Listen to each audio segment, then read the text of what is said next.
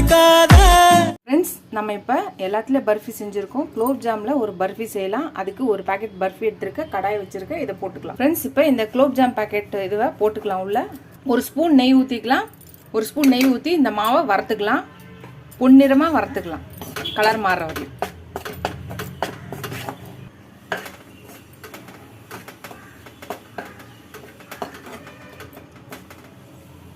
Colour மாறுற வரை வதக்கலாம்.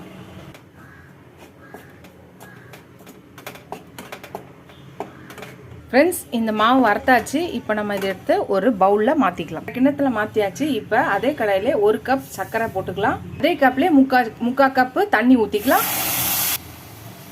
தண்ணி நல்லா கரையட்டும். சர்க்கரை நல்லா கரையட்டும். அது வரை நல்லா கலந்து வரட்டும். ஃப்ரெண்ட்ஸ், இப்போ சர்க்கரை கரைஞ்சிடுச்சு. இப்போ பாருங்கள், இது நல்லா இந்த மாதிரி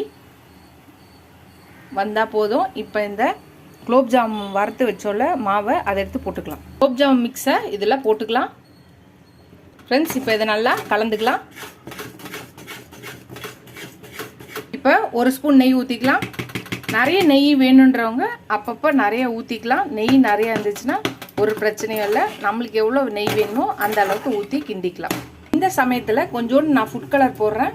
ஃபுட் கலர் வேணுன்றவங்க போடலாம், வேணான்றவங்க இதை ஸ்கிப் பண்ணிக்கலாம். ஃபுட் கலரை கொஞ்சோண்டு போட்டு கிண்டலாம். கொஞ்சம் ஏலக்காய் தூள் போடுறேன். இது வேணான்றவங்க ஸ்கிப் பண்ணிக்கலாம், வேணுன்றவங்க போட்டுக்கலாம். இப்போ இதெல்லாத்தையும் கலரிக்கலாம்.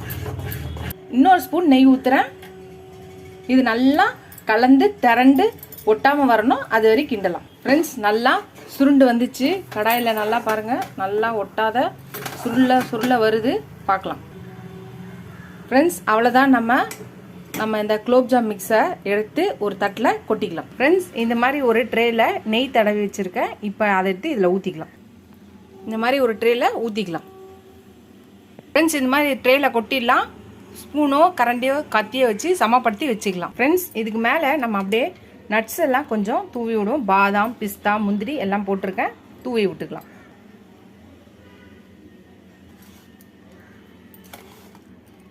இப்போ கத்தி வச்சு கொஞ்சம் கட் பண்ணி வச்சுக்கலாம். ஆறிச்சுன்னா அப்புறம் கட் பண்ண முடியாது, கட் பண்ணி வச்சுக்கலாம். ஃப்ரெண்ட்ஸ், கொஞ்ச நேரம் ஆறட்டும். ஆறினதுக்கப்புறம் பார்க்கலாம்.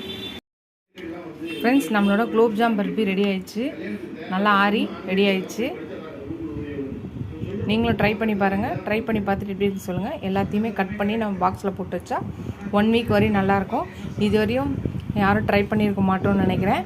நானும் இப்போ தான் ஃபஸ்ட் டைம் ட்ரை பண்ணேன். நல்லா வந்திருக்கு, நல்லா டேஸ்ட்டாகவும் இருக்குது. குலோப் ஜாம் மாவில் ஒரு பர்ஃபியான்னும் போது ஒரு டிஃப்ரெண்ட் டைப் ஆஃப் பர்ஃபி இது. நீங்களும் ட்ரை பண்ணி பார்த்துட்டு எப்படி இருக்குன்னு சொல்லுங்கள். இதோட இந்த வீடியோ முடியுது. அடுத்த வீடியோவில் பார்க்கலாம். டாட்டா, பாய் பாய்.